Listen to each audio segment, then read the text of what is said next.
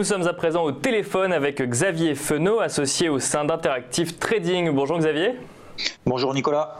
Alors comment est-ce que ça se passe aujourd'hui sur les indices européens? On peut commencer par le CAC qui est en très forte hausse. Je regarde à l'instant, plus 0,22% à 5579 points ce matin. Jusqu'où ça va aller Xavier?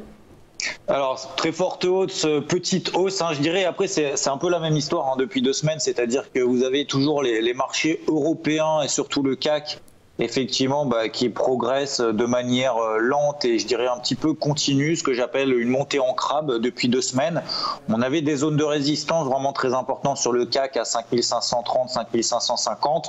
On est en train de s'en affranchir, mais on voit qu'on met quand même, on a beaucoup de mal à véritablement imposer un flux, un catalyseur qui permet justement d'accélérer ces franchissements de résistance sur le CAC. Alors, j'estime que c'est toujours la thématique de cet euro-dollar faible qui était à 1,25 et maintenant quasiment à 1,18 sous 1,18 qui permet justement aux indices européens de progresser un petit peu de manière continue en surperformant, on va le voir juste après, en surperformant par rapport aux indices américains. Donc ce sont un petit peu des hausses, j'ai l'impression un petit peu par défaut, peut-être des mouvements un peu techniques de rachat de short un petit peu continu, peut-être de ceux qui ont justement privilégié des stratégies short sur les indices européens, sur des zones de résistance vraiment très très importantes et annuelles, parce que les CAC 40, les 5530, ça correspondait au plus haut de la fin de l'année dernière et au plus haut de ce début d'année.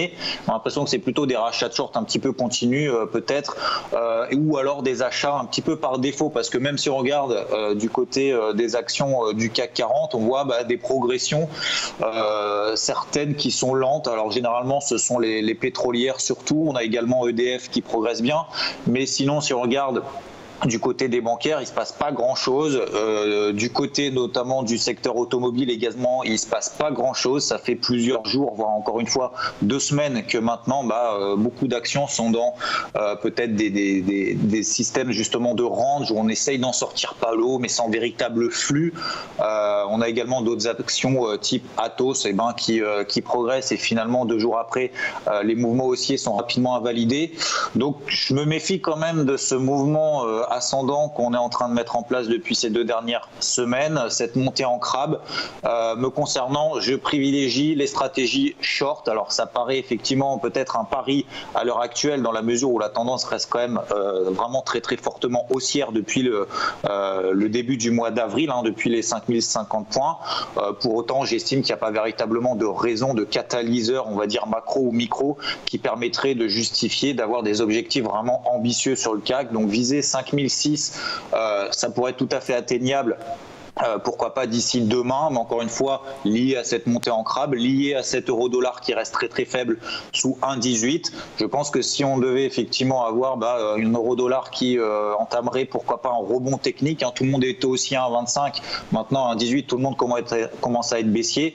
Donc je me méfie maintenant effectivement de cet euro-dollar. Si on a un rebond de l'euro-dollar, ça pourrait clairement remettre en question vraiment très rapidement cette montée en crabe de l'indice CAC 40. Donc je cherche des stratégies short en données horaires. Lorsque j'ai des signaux vraiment sur des unités de temps courtes, je cherche des shorts sur le CAC et puis une fois que ma stratégie est invalidée, je mets mon stop de protection pour ceux qui font un petit peu de trading, mais des stops de protection au cours d'entrée vraiment très rapidement. Et puis lorsque j'ai un nouveau signal horaire, je me replace short. Pour le moment, clairement, ça paye pas. Mais encore une fois, acheter à 5580 points pour viser 5650 points en espérant que cette hausse, je dirais, en crabe continue. Pour moi, ça ne m'intéresse pas, donc je me méfie vraiment de la zone de cours actuelle. Si on devait revenir sous 5530, mon scénario serait confirmé et dans ces cas-là, j'aurais des objectifs baissiers plus ambitieux. Alors je les évoque pas pour le moment parce que voilà, c'est encore une fois un petit peu ambitieux, mais c'est vrai que si l'indice devrait revenir sous les 5530 points, mon scénario baissier serait confirmé et dans ces cas-là, on pourrait mettre des stratégies vendeuses de manière peut-être un peu plus, je dirais pas à long terme, mais au moins dans une optique de swing trading sur plusieurs jours ou sur plusieurs semaines. Donc pour le moment, je reste vraiment à l'écart. Je me méfie de cette hausse continue et je privilégie les ventes si j'ai des signaux baissiers horaires. Et alors du coup, si on va de l'autre côté de l'Atlantique, sur les indices américains, vous l'avez dit, donc qui sous-performent les indices européens, Xavier.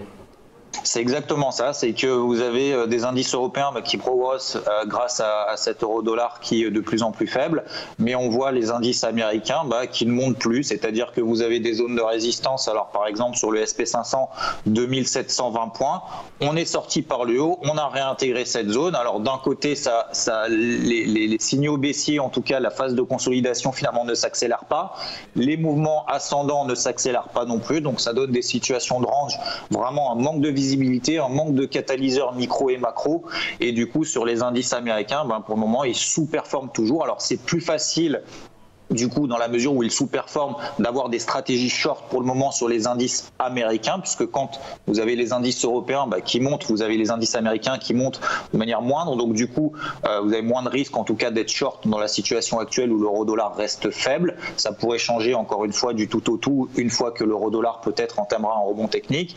Mais là, sur les indices américains, je reste toujours encore une fois dans cette optique plutôt de stratégie short sur des signaux vraiment très très court terme.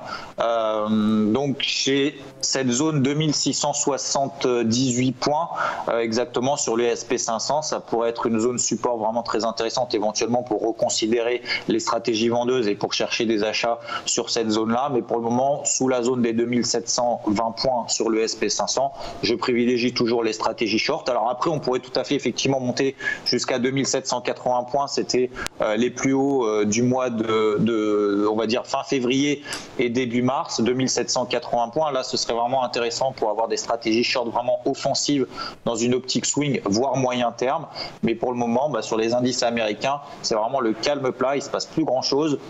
Les mouvements haussiers ne sont pas catalysés par des news macro ou micro, et les mouvements baissiers sont rapidement invalidés parce qu'on reste également toujours depuis le début du mois d'avril dans une petite tendance haussière. Donc encore une fois, stratégie short pour moi privilégiée sur des unités de temps vraiment très courtes. Merci beaucoup Xavier Fenot. Je rappelle donc que vous êtes associé au sein d'Interactive Trading.